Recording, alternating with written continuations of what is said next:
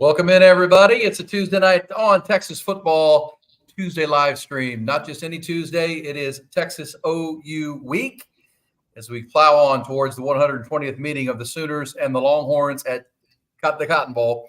Longhorns are number 1 in the country. The Oklahoma Sooners are number 18. It's the 44th time both teams will be ranked in this football game. First time since 1984, the Longhorns will be the number 1 team in the country. Got to go a long way back, gentlemen. The last time the Longhorns were number 1 entering this contest. We'll talk about all phases and facets. We'll take your questions and super chats, of course. CJ's done a deep dive on the Oklahoma offense versus the Texas defense. Rod has played in this game on several occasions, so we're going to have a lot of fun tonight. Gentlemen, how are you? Doing great. Feeling good. I'm feeling confident. It's I'm still doing prep, still watching film, but the more prep I do, the better I feel about the game. That's not usually the case, right, CJ? Sometimes the more prep I do, I kind of work myself into a frenzy, figure out ways that the other team can win this game or more ways they can win the game. And that's really kind of my thought process, a reverse engineering thing. Texas has so many ways they can win this game. I think Oklahoma's got like 1 or 2 ways they can win this game. So the margin for error, I think, for OU is just really, it's minuscule, man. It is slim in this contest. But anything can happen, any Texas OU matchup, as we've seen and witnessed plenty of times. Yeah, I was kind of in that same boat, Rod. You know, the more numbers you crunch, the more film you watch, the more confidence I'm getting in Texas. And, for whatever reason, this game is normally the one where you throw all of the film, all of the tape, all the numbers out the window, and nothing matters, right? The minute that you get onto that field, either team can win at any given moment because of that's just how this – the kind of the nature of this game goes. But again, I think you hit the nail on the head. There's so many different paths and avenue that Texas can go down and find a way to win, right? You talk about the defense. You talk about the explosive pass game. You talk about the methodical pass game. Right now for Oklahoma, I think it's pretty cut and dry. They have to turn the ball over and create short fields for their own offense, and then they have to punch it in from there. And they're not really good at doing any of that other than turning the ball over. Anything offensively, bit of a struggle. So I'm with you. I feel more and more confident by the day with Texas. Yeah, it all kind of lines up for Texas, and we'll try to reverse engineer it as Rod would do. And but again, Texas has a proof of concept game against Michigan that, if we execute against this team, we're better and we can handle the pressure of that moment. Our offensive line against a really good defensive front. They've seen that against Michigan. They also got to they played a real sloppy first half against Mississippi State and kind of sit on that for 2 weeks. And then they got to sit back and watch upset Saturday last week to realize, hey, wait a second, anything can happen. So it kind of all lines up for Sark to, have a very motivated team. And let's also add to the fact they lost this game 1 year ago as a heavy favorite, gentlemen, where they had already, they beat Alabama and had a signature win on the board, and they were the talk of college football, and they turned around and lost this game. I know they had Dylan Gabriel and a different offense and a lot more weapons, but this, core of this football team was a part of that loss. And let me start with this, guys. Let's reverse engineer it. I mean, the game last year was 34-30 Oklahoma. Rod, you, CJ, we were all on Texas Football watch along the live stream, and Texas lost because of a couple early turnovers. Their secondary and their red zone defense was poor, and quite honestly, their red zone offense was poor.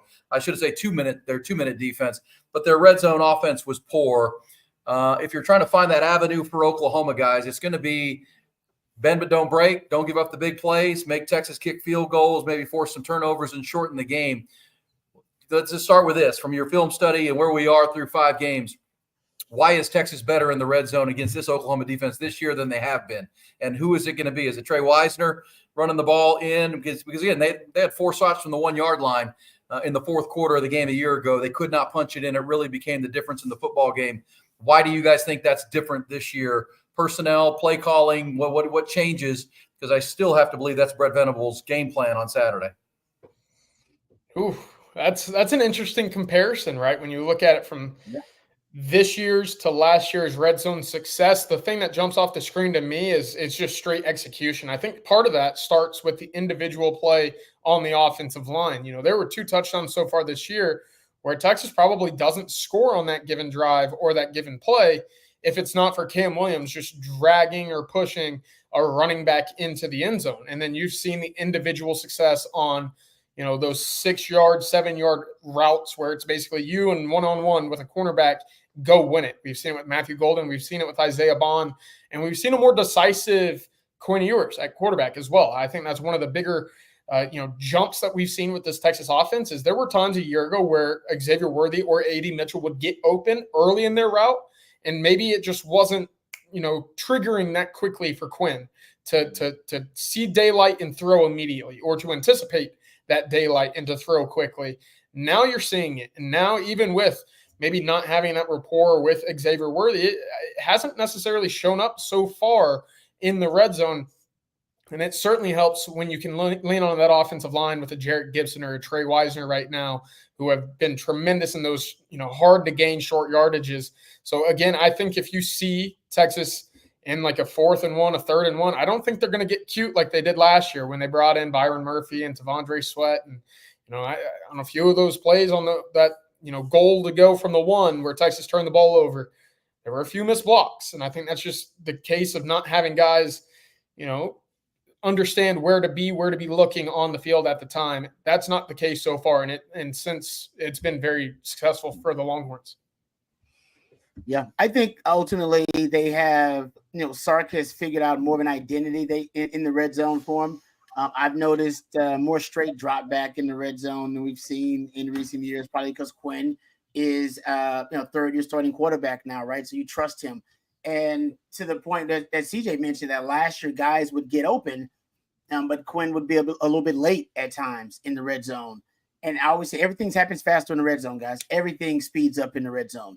So you actually probably need to get into your progressions quicker, even if it is a progression. You got to get to everything quicker. So I think they've taken out some of the deception elements, the RPO and the play action pass. Still have the RPO, but not as much play action pass in the red zone at all. They're trying to get right to it.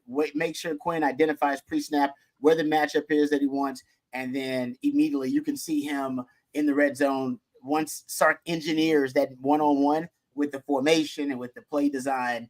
Immediately, Quinn goes right to him. So that's something I noticed, that they're going to the straight drop back, and straight drop back gets you into the progressions quicker. And I think that helps him stay on time with those receivers. Something that he wasn't really, I think he wasn't really attuned with last season. And also, I just think that Sark has the misdirection. I think from what I have kind of gathered, most of your red zone plays, man, there's a lot more misdirection in the red zone this year. I think that is intentional, but it could just be, something that's organic. But I think I've said misdirection is one of the key elements in the red zone. It has to be, because all you need is a defender to take one false step, or have their eyes in the wrong place for a split second. And the red zone, that's a touchdown right there. I mean, that's everything happens a whole lot quicker, so that you can work at a disadvantage for a defender. So I think that's one of the key elements too. And that deception can be in a lot of different ways, right? It can be, moving the pocket. It could be, with split flow in the backfield. It can be sometimes with the receivers themselves and the types of routes that they're running. You could have a switch release. You can have, a quick scissors route in there. There have been different ways where they've accomplished it.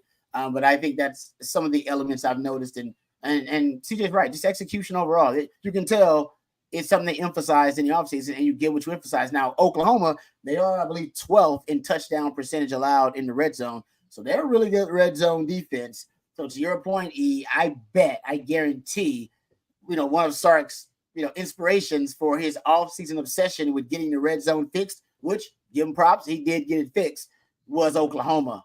And I'm sure he's got something up his sleeve for the red zone for Oklahoma. And as CJ mentioned, it may not get cute. It may just be, hey, your offensive line, you're better. And these are the times where you have to knuckle up and prove it. And that's what Texas OU is about. It's a line of scrimmage game. It always has been a game close to the SEC style of play. It's always been about the lines of scrimmage in that matchup. And now it's officially an SEC game, and that hadn't changed. Lines of scrimmage, man. Ultimately, that's going to win the day. Yep. And maybe bring in the baby Rhino, Jarrett Gibson, just run into that hole, man. Rhino him in behind a good offensive line. And yeah, I'm sure that's part of it, right, Rod? Because I think you just said it. They have proof of concept again, to take that phrase from the Michigan game, where the reason they were able to blow it out and separate was the red zone. the red zone performance where they were scoring touchdowns, and that that game could have stayed a little closer than it needed to be if Michigan could have forced some field goals, and they could not. And Texas put it in the end zone, whether it was a Quinn roll who was left in a throw or a good play call or a strong run by Jarrett Gibson or whatever it might have been. They've done it. But I think, as you say, they feel like they fixed it. Their percentage is top 5 or 10 now in red zone.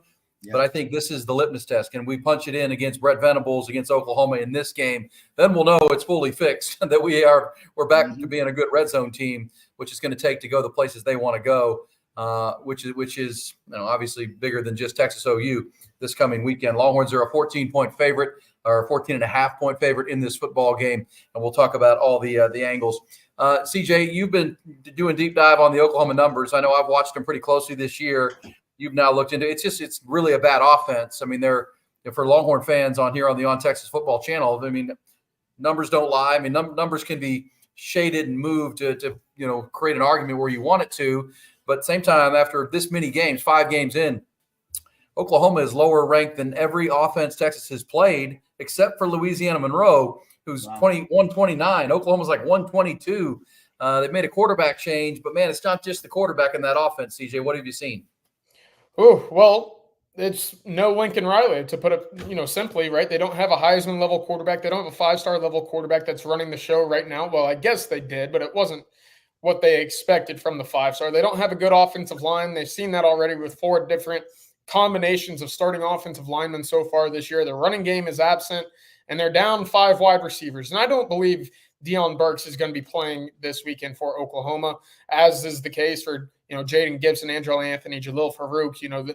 They're banged up there. It's no secret. And because of that, I think Texas will be tasked a little bit more with I think they're going to switch it up a little bit, Rod. I think they're going to take a page out of that Houston offense a year ago and kind of get the underneath crossing routes going. Something easy for those speed guys to get the ball in their hands. Don't make it too difficult for Michael Hawkins. But at that same time, Texas has to be wary of the quarterback run game. Here are some numbers for the Oklahoma offense. And again, if anybody's eating, I hope that you stop. I hope that you put your plate away, because these numbers are going to make you want to throw up. Oklahoma is 100th in the country in rush yards per game, 126 per game. Not great. Oklahoma is 101st in the country in yards per attempt per rush, 3.6. Not great. Oklahoma is tied for 14th in the SEC in most rushes by running back over 10 yards this year. They have 11. That's not good. That's about 2 explosive runs per game so far through 5 weeks.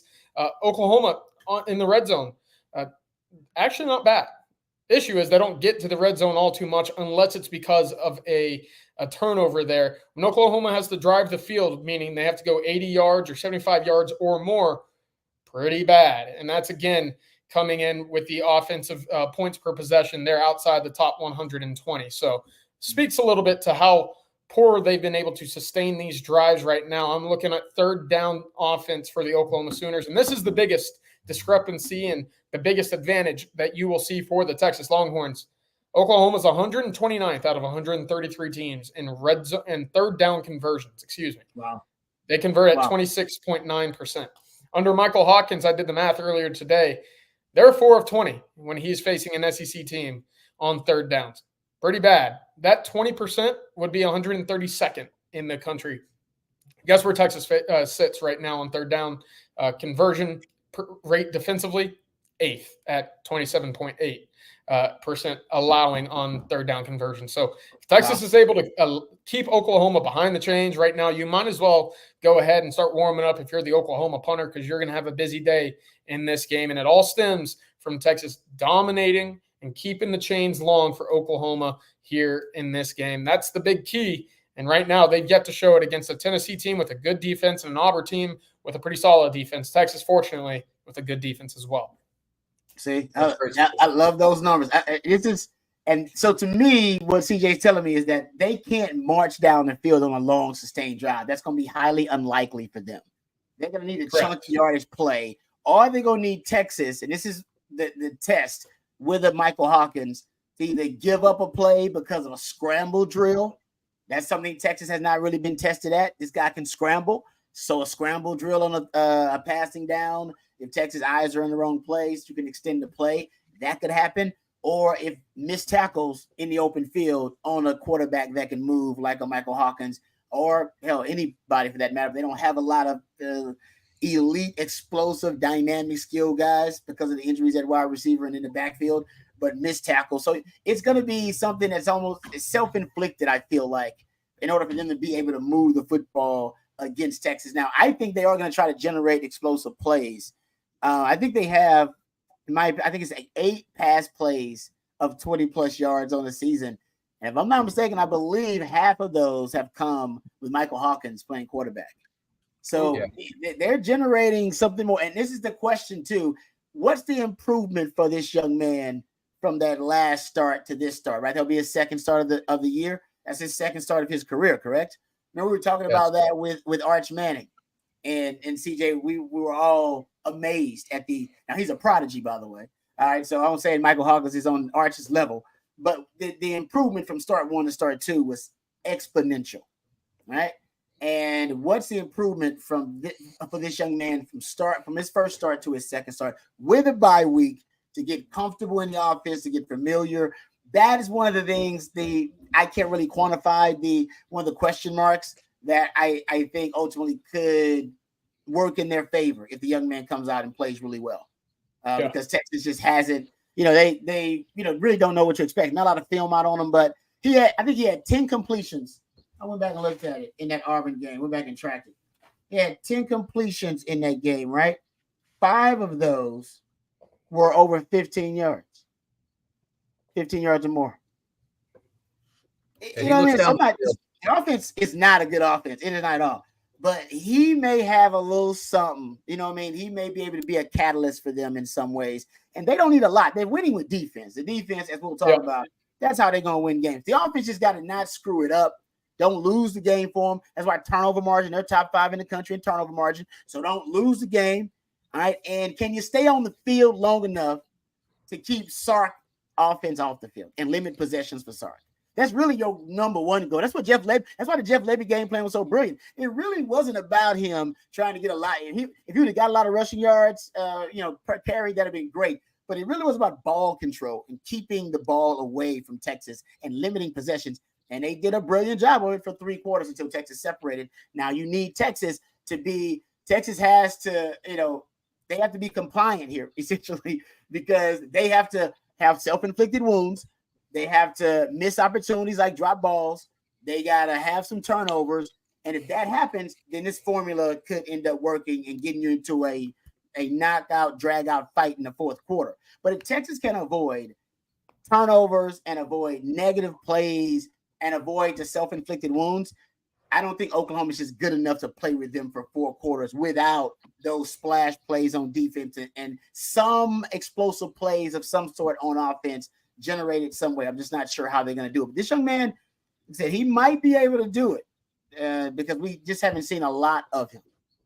Well, I know we talked last Tuesday, Rod, that the advantage Texas has is they've also had a week off, and they haven't had to do much exotic blitzing or any type of that coverage, Johnny Nanson's cloud coverages things to get to 5-0 and have a top 10 defense. They have not had to do much of that.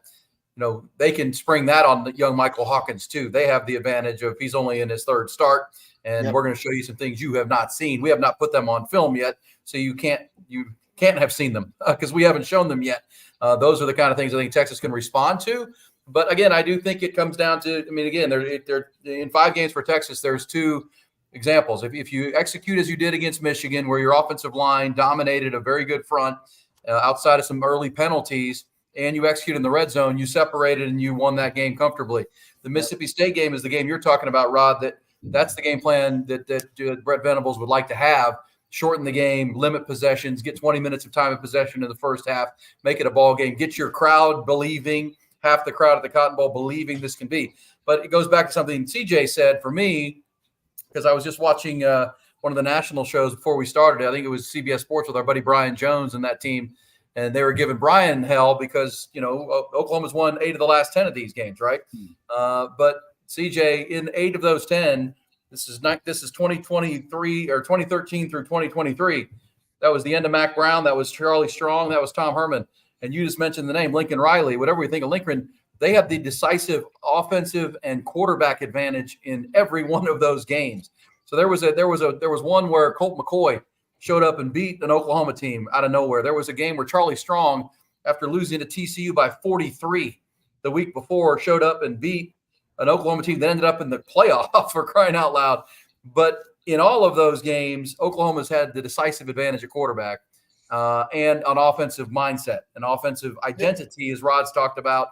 And now Texas has that. They have the quarterback room. They have the offensive identity that Oklahoma is searching for right now. You could even add in the offensive line for every year of those games as well. And that's certainly not the case this year. We've talked about it already. 4 different combinations of starting offensive lines for Oklahoma. Texas, well, every single offensive lineman has started every single game for them so far. Plus, they have that mindset of Joe Moore Award this year. That's the goal. That's on the placard whenever they walk out onto the field every game at DKR. So they understand what's at stake this year. They understand their talent level, and that's not been the case necessarily until maybe last year. Maybe this year is the first real times that you've seen Texas with the pure offensive line advantage there, as has been wide receiver, right? I'd go ahead and give Texas hands down the wide receiver advantage this year and last year. Last year, again, different story. You have to take care of the football. But speaking of wide receivers, and I know that whole conversation around Oklahoma has been about who's not going to be on the field, right? And we just went through it all. It's not Deion Burks, Jaden Gibson, Nick Anderson, Jalil Farouk, Andrew Anthony. Those are really, really talented guys. You probably look at 3 or 4 of them right now and say they could play in the NFL today. They're not going to play. So what does that leave them with? Well, it's a completely different looking group than what we expected coming into the year, right? You look at Andrew Anthony, you look at Nick Anderson, you look at Jaden Gibson. These are 6'2", 6'3", 6'4" wide receivers. They're big bodies. Deion Burke's not necessarily a big body, but he can beat you with his speed. Now, I think that's more of the mold that we're going to see on Saturday from this Oklahoma group. Listen to this, Rod, and let me get your thoughts on how difficult it was for you as a cornerback facing these type of wide receivers, but also how it might fare for the Texas cornerbacks here. Zion Reagans, they're going to rotate about 4 guys. Zion Reagans, 5'8", 150. Brennan Thompson, 5'9", 165. Jaquez Petaway, 5'10", 190. J.J. Hester, 6'4", 204. Obviously the outlier here in this group, but you see the trend there, right? About 5'8", 175 is the average between 3 of those 4 wide receivers, with the 6'4" guy, again, being the outlier. That's, kind of what they're looking for. And Sark mentioned they recruit for the explosivity. They recruit for the guys that can go out there and make the big play after the catch, because they have a certain mold. And those guys are quick, small, fast wide receivers. And again, getting Michael Hawkins into that rhythm, what we know is those guys won't be the ones making the big over-the-top contested catches as we've seen in the past with a CeeDee Lamb or some of these guys that Oklahoma's already put into the league. However, speed will be prevalent. Yeah, that's the thing. How they're going to use that speed is a question. I do think they're going to take a couple of shots, guys. I think they're going to take a couple of shots against Texas DBs. Why wouldn't you? I think they're going to wait for their opportunity to get a one-on-ones if Texas, or when Texas decides they want to, load the box up a little bit. So I think they'll try to run Texas, and maybe you'll see something occupy the eyes of the DBs. So maybe you'll get some play action or maybe reverse action. I think they're going to take a shot or 2 early. And because if you do, even if you don't really connect on it, it still plants the seed potentially that the DBs have to respect. The deep balls maybe backs those safeties up a little bit for you. So I think early on they're going to take a shot. And if Burks is healthy, then obviously you take it with him. And they'll try to get behind the Texas DBs if they see them in a one-on-one situation. Guys, Mississippi State got behind Texas DBs a couple of times. They did. They couldn't connect on it. They got behind them a couple of times because Texas was in a one-on-one situation, and I think they'll end up taking those shots. I think Texas will be up to the task, so I'm not telling you to freak out about it. But if I am Brent Venables, that's also a part of the defense I have to test, especially with speedy guys. So there are 2 things I do. Yeah, I like the flea flicker, DeMar. I like that idea too, because Texas is going to be really aggressive in this game, right? Early on, teams are really aggressive, overly aggressive, because they're so hyped. They're just like rabid dogs, and anything looks like red meat to them. That's why misdirection, flea flicker, stuff like that early on really does. I think it works pretty well in that game. But I think that speed for them, it's going to be that explosivity you talk about with those smaller receivers, going to work for them on some of the deep balls potentially. Double moves. Watch the double moves. All right, because guys gonna be aggressive about jumping routes. Because I'm sure, and I even saw somebody in the chat talk about it. I believe these Texas DBs with young quarterbacks, oftentimes you'll be coached to, hey man, you can jump a route on a young quarterback because they don't move defenders with their eyes. Usually their eyes, they're pretty fixed on their targets. They usually don't have deep progressions. A lot of times it's half field reads with young quarterbacks, just trying to get them some easy completions. And so Texas would want to jump those routes. Well, if I'm trying to counter Texas jumping those routes, double moves, slant and go, out and up, hitch and go. Watch that. Watch the stalk blocking go.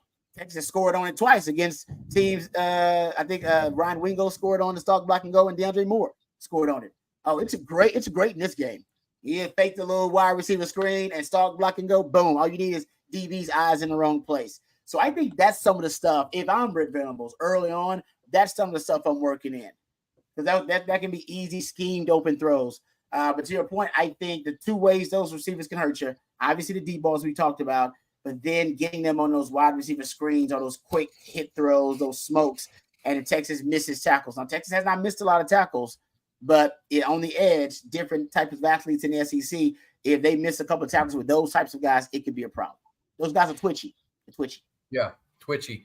Hey, we're 22 minutes or 26 minutes into the show now. Tonight's Texas Tuesday live stream on the On Texas Football channel. I want to get an update, CJ, from you on Quinn Ewers' injury. Is there still an issue at all? Sark was, I'll say vague. He said if the game were today, he'd play, but he's got to make it through a whole week of practice. Also, any updates on any other injured players for the Longhorns? But Rod, let's tell them about Hargrove Roofing and one of our great Tuesday night sponsors every Tuesday. We appreciate the folks who jump up on your roof. No doubt about it. Yeah, you don't want to be up there. You need to hire a professional for that. You don't want to hurt yourself. Be crazy. I tried to do that, and I was freaked out. So I need to call Hargrove Roofing about it. They got offices all over Louisiana, Arkansas, and, of course, the great state of Texas, including Austin, Texas. Hargrove Roofing will take care of all of your roofing needs. Plus, they're Longhorn-friendly. Our friend, Lifetime Longhorn Stevie Lee, comes on with the winning drive on Mondays, courtesy of Hargrove Roofing. They also have partnerships with Lifetime Longhorns, like Kicker Bird Auburn has a fan favorite. They are the most pro burnt orange roofing company out there. And they can offer you a free roof inspection. How about that? Free 99. Best price you're going to get. Call them today for that free roof inspection, 512-645-3202. Or you can give them a shout and go check them out online at hardgroveroofing.com. Hardgrove Roofing, know who's on your roof. Hey, CJ, let me ask you a two-part quarterback question. I mean, Quinn Ewers is going to be the quarterback, right? I mean, the way that Sark mentioned it, obviously if he were to re-aggravate it during practice, it could change. But if the game were Monday, he said he would be in there. Any issue? What are you hearing behind the scenes?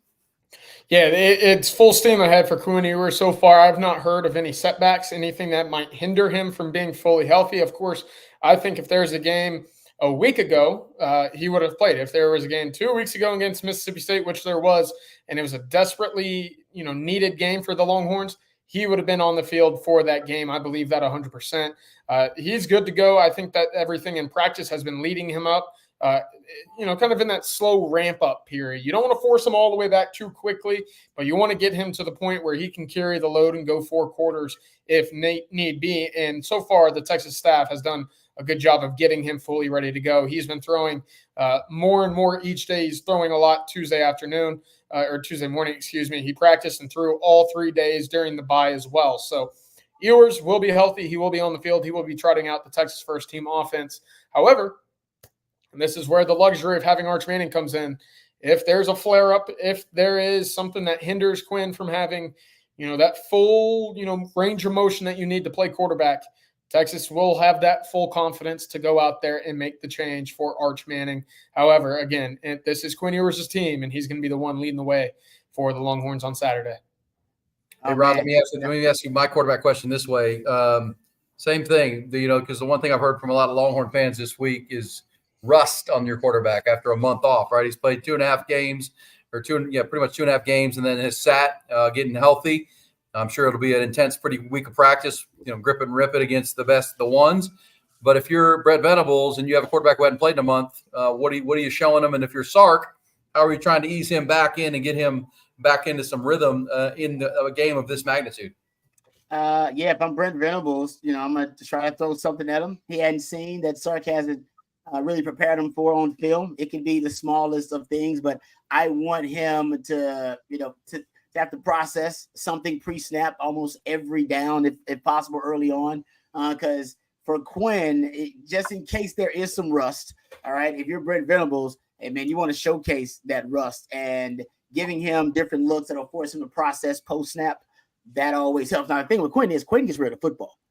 Now, Quinn knows where he's going with the football. Quinn's time to throw is usually between somewhere 2.1, 2.2 seconds. He's getting rid of the football. You can force Quinn to hold on to the football a little while. Then your pass rush has a chance to get home. And that may be the reason for a lot of disguise pre-snap, moving some things around so that it doesn't look the same pre as it does post-snap for him. Then he decides, oh, you know what? I don't know if I'm going to that initial read. Let me hold on to a little bit longer because I'm uncertain about what I'm seeing. And Oklahoma's got a lot of veteran guys on their back seven, so they can play some funky, crazy games with some exotic looks. So that's something I think Brent Venables is going to do early on. And hell, man, I'd come after him. You got to come after him. Now, like I said, you may not get there because he gets rid of the ball so quickly, but you got to take the chance early on because you know Sark is going to be pass heavy early.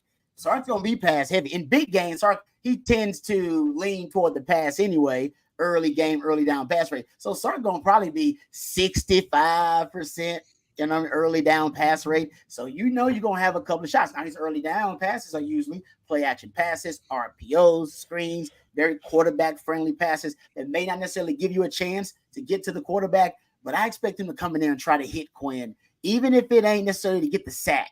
And that's a good test for the offensive line because you're talking about a team that's top 10 in sacks. But even if it's not to get the sack, I want to get in here. And I want to hit them obliques a little bit. Yeah. I know where you was injured. And I'm trying to hit that with abdominal strain or whatever. I'm trying to get in there. I know some people say he's gonna have a girdle on. So you have something on to protect him. But hey, if I'm Oklahoma, I got to get in there and touch Quinn a little bit. And then on the flip side, Sark's trying to keep him clean. So Sark's gonna have a rhythmic passing, concepts early. The screen game, the quick game, RPOs. Quinn's brilliant in that stuff. I think early on, you may even get some straight drop back early, but it'll be straight drop back that is simple stuff just to engineer easy one-on-one matchups on the outside. So I think that's what you'll get just to make sure. But I wouldn't doubt that once we're deep into this thing, that Texas takes a couple of shots now. Because one thing about Oklahoma, they're great. They make a lot of havoc plays. But watching film on this secondary, they'll give up some shots downfield now. They will give up some shots. Go watch that Auburn game. Go watch U of H. Go watch even Tennessee. They were able to get behind them. And we know you did a breakdown, CJ, a great breakdown of Arch and how he, Arch Chicks dig the long ball, and so does Arch. Quinn has not really been he had been a quarterback that likes to throw with verticality. And we know that was something that was curtailed in Sark's offense last year. And he hasn't, with Quinn, they hadn't really come back to it. I think he's had 7 deep passes so far this year of 20 yards or more.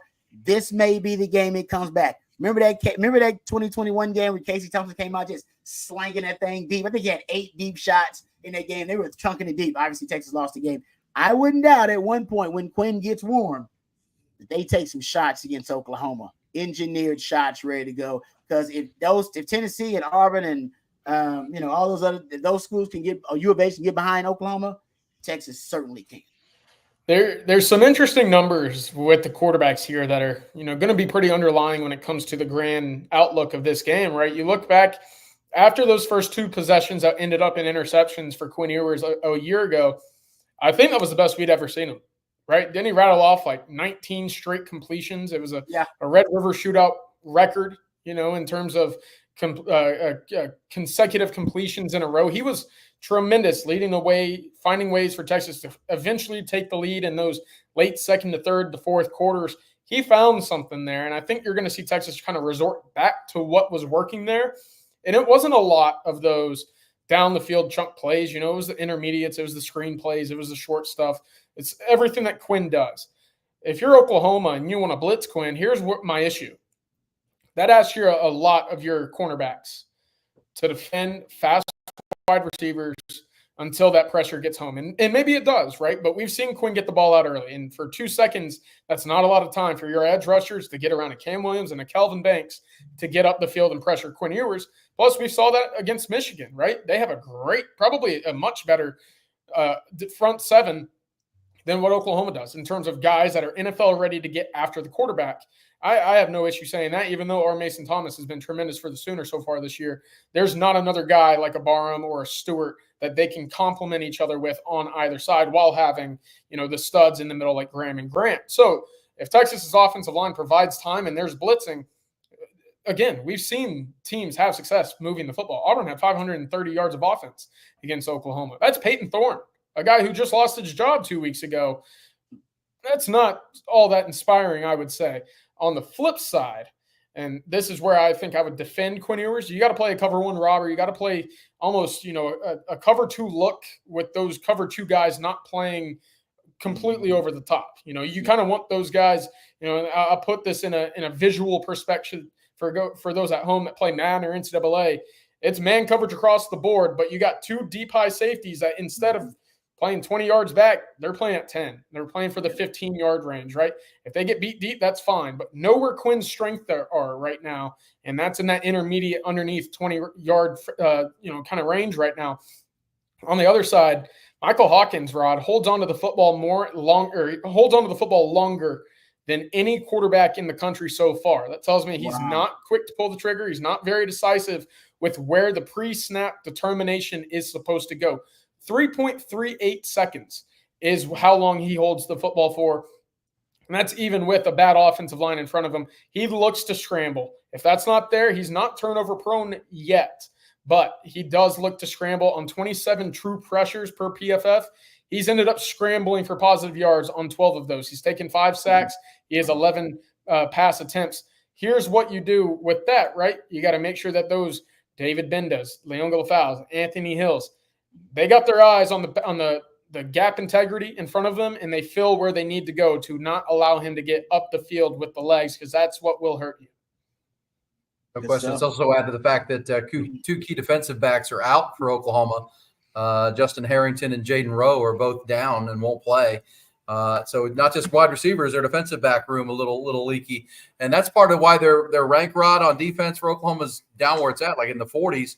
They're on the field so damn much because the offense can't make first downs. This defense is getting worn down and beat up, whereas Texas should be the fresher unit, fresher both sides because of all the blowouts and one-sided games.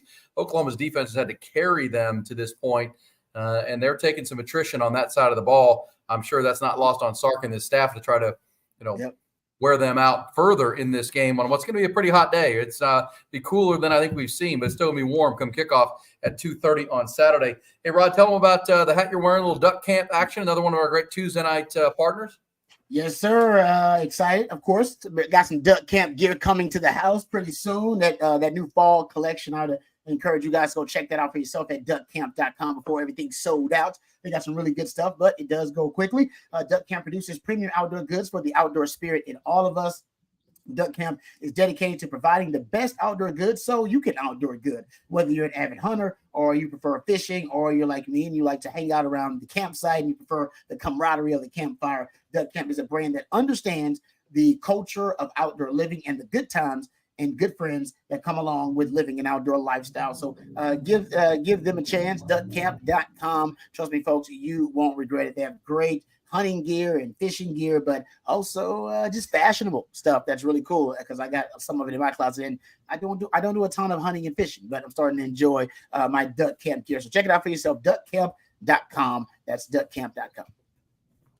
All right, CJ, we did quarterbacks a minute ago. What's the update that you know of on the running back room as far as health? I mean, they've had a week off, and Jaden Blue obviously has to get healthy 100% with his body, but also his mentals after the fumbles. I know Trey Wisner missed the game before.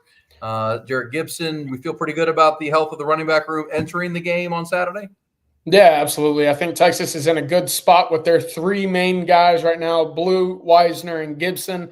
Of course, I expect Velton Gardner and Colin Page to be healthy for this game as well, if needed. I don't think that This will be a game where you see a lot of them. However, they were dinged up and did not suit up for the Mississippi State game as well. Ryan Niblett also on the shelf for the Longhorns, ready to go. But when you look at, some of the injuries that these guys were dealing with, it was a lower body, I believe an ankle for Jarrett Gibson. This off week was something that really helped him get back up to speed. I've been told it's a good week for him. Jaden Blue, Sarkisian mentioned it in his press conference on Monday. Hey, this was a really good week for him to kind of just sit back, recoup, and just kind of relax a little bit, right? I think it got in his head a little bit after that second fumble. For him to not be able to kind of take a deep breath after that, you had that on the bye week, of course. So that's good. CB, who starts at running back, and how short of a leash does Blue have should he fumble again? I think that's a great question. I do think it's going to be Blue that starts this game. I think that leash would be very short if he fumbles again. And it's unfortunate, right? 2 fumbles in one game. That fumbles in a way are pretty fluky, right? A helmet could knock it off, a play in which you're not expecting a hit from the arm or whatever, the ball gets loose. I understand it. But when it's been a recurring theme for a single player, it's an issue. And then you add in some drops on top of that, that's even more of an issue. What did one of those drops turn into? An interception. So you could pinpoint a lot of the turnovers Texas has had this year to one player so far, and that's not what you want to have happen, even with the skill set that player provides for you. I think there will be a short leash, especially with the way that we saw Trey Wisner run the football against Mississippi State. 13 carries, 88 yards, the longest rush of the season, aided by great blocking by DeAndre Moore on the outside. I think it's going to be short leash. You understand what's at stake here, especially with Georgia looming. This is a game you have to win. Yeah. Well, I think that's interesting, Rod, because I was talking to some folks today, and we had Jerry on this morning, and Jerry Hamilton. Everybody says this about Trey Wisner. He's a big game player, like even back to his DeSoto days, CJ, where how that South Dallas thing is. I mean, it's a macho region of football. Yeah. And he wasn't usually the best player on his own team. It was Jonte Cook, or it was Byron Murphy, or it was Shamar Turner, or any of these guys, right? So it's like, but in the biggest of games against the Duncanvilles, against the South Oaks, the teams, he would always rise up and be a baller. Like he loves this whole thing. And you don't wonder, after what we saw him do in the second half against Mississippi State, because we all know coming in, because here's the thing about Jaden Blue that I've looked at. He's fumbled 4 times in his last 80 carries, right? And you talked about the drop ball. So that's one fumble every 20 carries now. And you got to go back, but that's Rod. You look at the numbers; that's too many, right? You can't. That's a percentage you can't have for a quarter. One a game, basically. Yeah, that's one a game. If you're going to get 20 carries, that's not going to work. And but remember, it was supposed to be C.J. Baxter as the lead runner and the complementary piece. You wonder if in a game like this, Wisner could be the lead guy, and then Baxter's playing off it, or Blue's playing off of that, and it gives you that dynamic, running back combination you were hoping for until C.J. Baxter got hurt early in camp. Just a thought, because I know everybody I've talked to about Wisner says, man, every time I went and saw him in one of these big games where the crowd is packed, that guy wanted the ball and was the best player on the field. Yeah, there's a maturity to Trey Wisner's game. I think we all recognize it and we see it. Even him setting the tone with that, the way he punished Will Johnson at the end of that run at Michigan, right? That stood out. And the way he stepped up in the game against Mississippi State when Jaden Blue had his worst game. The Jaden Blue thing is just so interesting. I can't remember a player having their best game and their worst game in back-to-back games. Maybe it's happening for a quarterback. Quarterbacks oftentimes that can happen to a QB. He has a great game and the worst game. So it probably happened to my man Sims. I ain't gonna lie. It probably happened to him at one point. But it's rare, right? It's rare. And I was talking to Alex Okafor about this. He made a great point about, he said, man, in that situation, what he's had to deal with, with the bye week and then having essentially gotten benched. Some people say he wasn't benched, but he took him off the field because he was a liability at that point. And as a football player, there's shame with that, right? There's shame in not, and yes, performing and executing. Those are all things we have to deal with. And there's no shame in losing because everybody loses. There's no shame in getting beat because it happens. That's football. But there are certain things that are within your control, and ball control is one of them. Yes, there are guys who are swiping at the football and crazy stuff happens. For the most part, about 85% of that is you. That's just you. As a player, ball security. That's just on you. Every now and then is a great player made, but for the most part, you just got to focus on it. And how many times did we see Rojo and Bijan fumble? We all remember it was like once or twice, right? It wasn't that awesome. It was one or two times it was a really great play made, or hey, you know what, they got lost focus. But it was rare. It didn't happen a lot. And for Jaden Blue, we have too many recollections of him fumbling. We shouldn't have that many. And you're a great back. She'd be like, I remember that one time against Texas Tech. I remember that one time against K-State that Rojo fumbled. Remember that play? And everybody's like, yeah, I remember that play. All right, with Jaden Blue, too many of those. So I think he's going to bounce back. I think the shame that he felt is actually going to be a powerful kind of elixir for him in this matchup. I think he's going to be he's been thinking about it the whole time. And I think because he knows what he's capable of. You just came off the best game you ever played, right? And you know how much Sark loves you because you were leading the team in rushes going into that Mississippi State game and second in targets. You know Sark loves you as a part of this offense. You're the catalyst of the damn offense at one point, but you can't be a liability in terms of ball security. So, yeah, very short leash, but I think Sark's going to empower him in this game.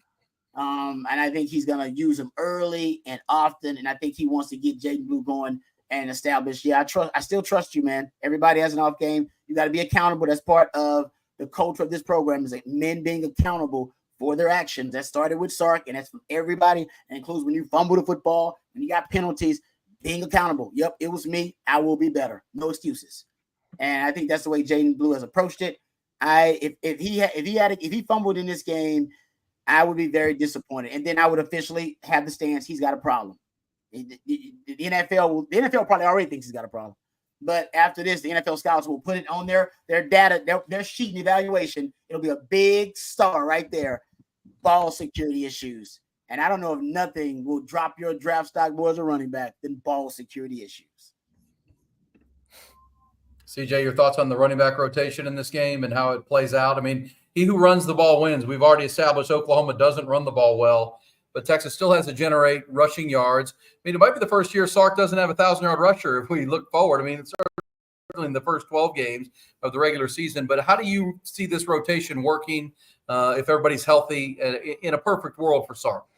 Yeah, I don't think Texas gets that 1,000-yard rusher this year. Maybe they do if Texas goes as deep as they can into the playoff. But right now, I think you have three guys sitting right around 250 to 210 to 160 yards rushing this year. And, if that's the trend that continues, I think you'll have a few guys, or really all three, over 600, but no one over 1,000. And, I don't really think it's that big of a deal as long as you're efficient in the running game. It's fun to sit here and have that streak and talk about it, and the fans might, put some pride into it. But at the end of the day, it's all about putting points on the board, and regardless of how they're doing that, it's a good stuff. You're going to see Jaden Blue just for the sense that speed is something that neither of these other running backs possess. It's nothing anybody on the field possesses, except for maybe Isaiah Bond. And luckily, he's on the Texas Longhorns team, so he's not a guy that will have to defend Jaden Blue in space here. Again, the issue is, will he be able to hold on to the ball? Will he be able to catch the football? If he's able to do that, he's going to have his spot. Sarkisian proved that against ULM when he gave him 27 touches with that dinged up room. He wants him to be that top guy. So I think that's going to be the case moving forward, is it's Jaden Blue's job to lose or loose, right? Determining on, how well he holds on to that ball. So again, it's his job, but you're going to see more and more of Wisner, just for the sense that every time he's been on the field so far this year, he's been effective. He's been efficient. He's been able to pick up chunk plays. We saw it against Michigan, that drive where Jaden Blue got dinged up. What did Texas do? 5-6 straight run plays for 64 yards against that Michigan front with a backup running back and a true freshman running back. It worked. We saw it last week against Mississippi State as well. 88 yards, 13 carries, longest rush of the year. It was explosive. You don't see a lot of explosive runs so far this year. We saw it with Trey Wisner. So I think you're going to see his touches continue to increase over the years, or over the weeks. Real quick, Aaron, before I toss it back to you, we got one super chat from Mr. Colt Monroe. Colt, if you're still watching, I urge you to go do your homework, not upset your father, and to go get a haircut, because I think you need one at the moment. Nice. But thank you, Colt. Thank you, Colt. Thank you, Colt. That's great. From Uncle CJ from Colt. There you go. He did it again. That's good. That's good, right? He's about to in that household, the Monroe household, is about to understand what belt to ass is like. Belt to ass. Dang. Corporal punishment on Tuesday night even. What's CJ know about that? Boom. We'll get that work done. Hey, listen, speaking of punishment, it's a punishment if you do not have your stuff all insured. We're praying for all the folks there with the hurricane headed towards the Gulf Coast of Florida, and praying for all those folks. But those are the times where you think about prayers for everybody, but also what about all my stuff? Am I in good hands if there's a natural disaster or a disaster just to my house or home or whatever? That's where Mark Saunders, he's a Texas alum and a great viewer and partner with us on Tuesday nights. He wants to make sure you do put your head on the pillow every night feeling great, that everything you have is protected, all under one policy. It's Texas All-State Agent Mark Saunders. He's the only insurance agent you will need. He's a Longhorn alum and huge fan. He's got you covered, everything from your home to your car to your boat, motorcycles, RVs, and ATVs. If you're looking for someone local to the Austin, Round Rock, Travis, Williamson County area, please give Mark a call. He's the Texas All-State Agent Mark Saunders. Office number there is 218-8571, 512-218-8571. Ask yourself again, are you in good hands? With more than 35 years of experience, you absolutely will be. And it's not just some of your things, it's all of your things with the Texas alum Mark Saunders. 218-8571.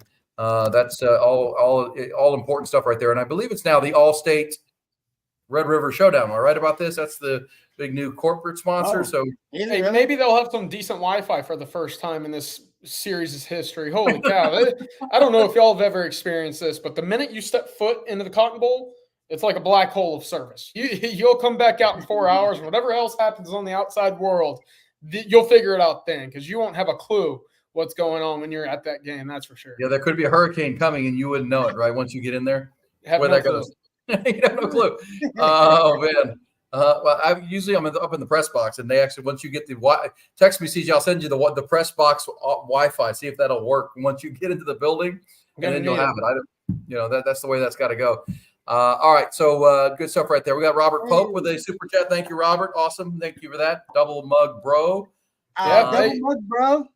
I like it. Yeah. I think that was in the double mug, bro. Comment was in regards to the front against a Michael Hawkins look, and that's you open up your two defensive linemen out a little wide, and you got a double A gap look with your two linebackers, and it's just a 6-on-5 rush all out, get the ball out quick, don't let him start moving around. You got man behind you as well, so I don't hate that, Quentin. I actually kind of like it. Yeah, not bad. Double mug, bro. Thank you, Quentin. I like that. All right, Rod B, you seen the white cornerback that caught the interception in the NFL this past weekend on the Broncos? You didn't. Yeah. The white running back. Hey, man, I've been on this campaign for like 2 decades now to bring back the white cornerback in the NFL. At one point, it was an extinct species. We brought it back, went from extinct to endangered, and now we got like 2 or 3 of them in the league right now. So we're doing good. We're doing much better. Come on now. I'm trying to bring back the white cornerback. I felt some guilt because they drafted me to replace the last white cornerback, and I wasn't even a good player. I wasn't even worth it. Jason Sehorn should have kept the mission going. So I've been bringing them back, y'all. So I'm keeping it going. I'm glad that now the white cornerback can represent. There you go. Good for y'all. There you go. Hey, Rod, let me ask you while we're on this, and in the final part of this, we talk about a lot of offensive guys. What defensive guys are you excited to see against, whether it's the double mug and the double A mug? You think of Anthony Hill in his second time around in this game. He might be spying Michael Hawkins, Colin Simmons in his first one of these, Andrew Makuba for the first time in this game. Who are some defensive guys who you think can have big standout kind of games in this game? Because that's, as you did with a pick six in this game, those kind of plays are never forgotten. The legendary plays, right, on offense. I will say on defense, I'll say this. I think it is a big game for Anthony Hill. I think I think for the guys you can move around that can help you in a lot of different ways. And considering this is a game where you got to stand up and be stout versus the run, but you got a dual threat quarterback. They're going to have designed quarterback run game. They'd be idiotic not to. Yep. All right, so it'll be designed. Hell, I even think they might throw in some option of some kind and try to really test the discipline of that Texas defensive front, test the eyes of that Texas defensive front, see if you can make something happen. So I think this is a big game for an Anthony Hill. I can see him being a guy that makes a lot of big plays. I think, this is a game that the Texas safeties could play a huge role. Because I think they're gonna take a couple of shots in this matchup, depending on how deep the safeties are playing and how much they're devoted to stopping the run. So I think that's the safeties and the linebackers I see as X factors in the game. Not sure exactly who's going to end up playing that big role, but for the line, I think ultimately they're going to run the football a lot, in my opinion, and I don't think they're going to have just straight drop back situations a lot for Michael Hawkins, unless Texas is up really big in games. They're going to try to avoid that. So I don't know if Texas will be able to tee off and get a lot of sacks early. I think those may come late, and just like the Mississippi State game, when they come, second half. All right, you had 6 sacks. 4 of them came in the second half. I think 5 of your 6 came like in the second half. Remember, like the last 2 minutes of the first half. So that's how it happens. Once Texas separates and it forces Oklahoma to abandon their game plan, then maybe you get Colin Simmons and Trey Moore, getting some splash plays on the outside, Barron Sorrell from the edges. So I think that's kind of how the game plays out to me early. Yeah. CJ, David Bender is that key for me. I think you're going to see Anthony Hill in coverage a little bit more. I think they trust him more in that, open field responsibility. If it's David Benda, they can go sideline to sideline with a Michael Hawkins. That frees up that entire secondary. That frees up Anthony Hill to be a game breaker everywhere that he wants as well.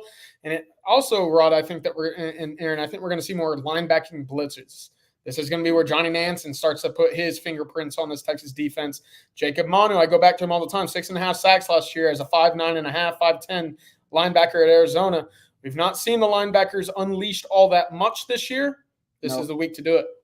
Yep, I would blitz him from one side, right? Flush him. You're going to blitz him, flush him to whatever side he's most uncomfortable throwing from.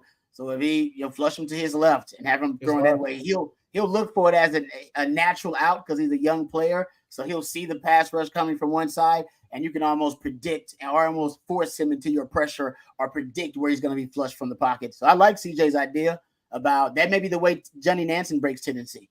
Maybe he decides to just blitz more. Texas blitzing, around 20%, somewhere around there on the season.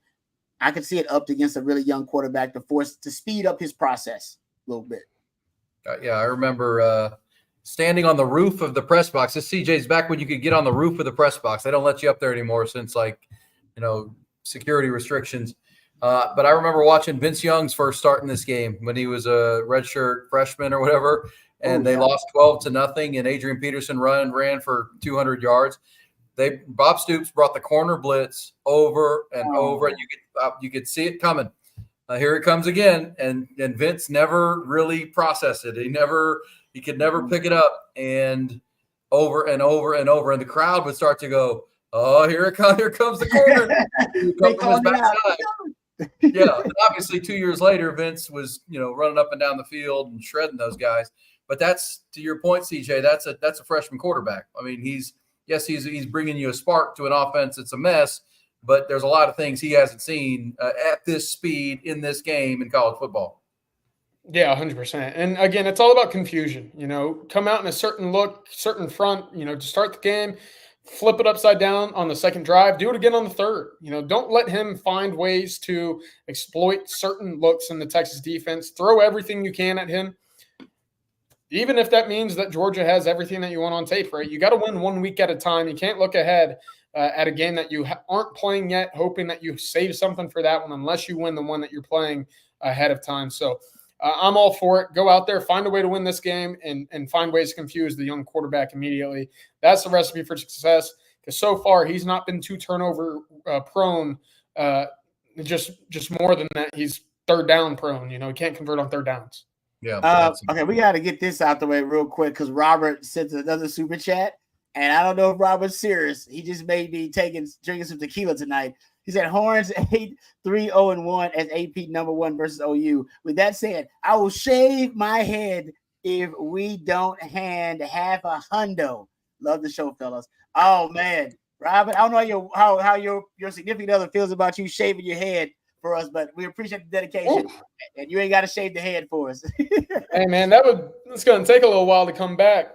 Exactly. I couldn't do it. Yeah, I'm not doing that. Yeah, I'm losing it here. I'm losing the battle right here. Oh man, it's all happening. hard. It's all happening. But we're trying to keep it. That's good stuff right there, guys. Hey, CJ, any recruiting news we need to know about? I know the Longhorns coaches fanned out and we're all over the place last weekend during the bye and took in some games. Anything developing from that, or that was more of a firm up commitment? See your guys, shake hands. What'd you make of last weekend? Yeah, Sark was down at Houston. Jerry and I talked about this on the recruiting breakdown earlier today. I was in Houston. Got to see two top uncommitted cornerbacks in the state of Texas, Dorian Brew at Conroe, and obviously over at North Shore, he saw Devin Sanchez as well. All about trying to flip those guys is getting them onto campus right now. Until that happens, a bit of a pipe dream. But the minute they step foot on campus, that's when the ball will really start rolling for the Texas Longhorns. He was able to see Nick Townsend, Jonah Williams, Caleb Chester, a number of his big-time commits in the Houston area. Also on a 2026 note as well, I put it up on ontexasfootball.com. Waco Connolly, defensive back in the 26 class, Jamarian Vincent, will be at the Texas-Georgia game. Why is that significant? Well, it's his third game this year to attend for the Texas Longhorns. You can read the writing on the wall there. I feel really good about where Texas stands right now. He was also on campus for the Pool Bash in late July. So a lot going in the Texas Longhorns' favor right now. Jamarian Vincent out of Waco Connolly. Kind of a pipeline right now when you consider Kobe Black, Jelani McDonald, and Trey Wisner before his final year up at DeSoto. Yeah. And Jerry told me this morning that he thinks Nick Townsend is going to be a 5-star before it's done. That's pretty cool. He's a baller. He just plays everywhere? Yeah, you could throw him anywhere on the field. He's going to be a heck of a tight end because he's not scared to get physical in the trenches, but he also runs 10-9, and dip down to 10-8. Dang. He can go. All right. Good stuff, guys. Rod, tell them our great folks, our last Tuesday night partner who helps us make this thing happen, Carrot Concierge, before we wrap this thing up. Yes, of course, and pleased to have our good friends at Carrot Concierge back, a part of the On Texas Football family. So if you're looking for the right gift for the woman in your life, make sure you check out the carrotconcierge.com. Jody Reynolds is a personal jeweler. She is the Carrot Concierge with an office right there in Westlake. Jody focuses on helping men and women purchase the special gift that you need. But for guys out there, I know it's a lot of y'all on here, you want something special for that special person in your life. The Carrot Concierge is the spot for you. You can use the QR code on the screen to see even more, or visit her on Instagram or her website, thecarrotconcierge.com as well. Jody prides herself in providing personal service. She takes the extra steps to make sure that your lady gets exactly what she wants. And because she doesn't have the overhead of a storefront, she can get the highest quality inventory at the best possible prices, as much as 30% less than what you see at a jewelry store. So if you're looking for something special, birthdays, anniversaries, you got Christmas coming up right around the corner, the gift giving season, Jody has a variety of tennis bracelets, rings, necklaces, and more, all beautiful jewelry, all personalized for you and yours. Check out the carrotconcierge.com, visit our website, or give her a call or text and take care of that very special someone in your life. Thank you very much to the carrotconcierge.com and to Jody for sponsoring our Tuesday live stream. Thank you, guys. Good stuff right there. All right, guys, we're counting down the days, the 120th meeting, Texas and Oklahoma, and looking forward to getting up to Dallas and making it happen. I know tomorrow morning, coffee and football, 8 to 9, and all the shows throughout the course of the day. Rod will be a part of it, CJ and the crew, and then we'll dash up to Dallas on Thursday into Friday. Guys, great stuff as usual. Thank you, Matthew, too. Matthew's a little bit bumming earlier. The Phillies lost their game today to the Mets, so he was kind of down. He was a little bummed. Baseball's the best baseball. Your team's losing. What's that? You got to be put in timeout. Sorry. Hey, man, baseball season ended when the Astros lost a week ago, so we're good. Rod, you know that, brother. Go Stros. Ranger season ended a long time ago. That's been a couple months now for the Rangers. All right, everybody have a great night, and we'll see you at the Cotton Bowl on Saturday. Hook 'em.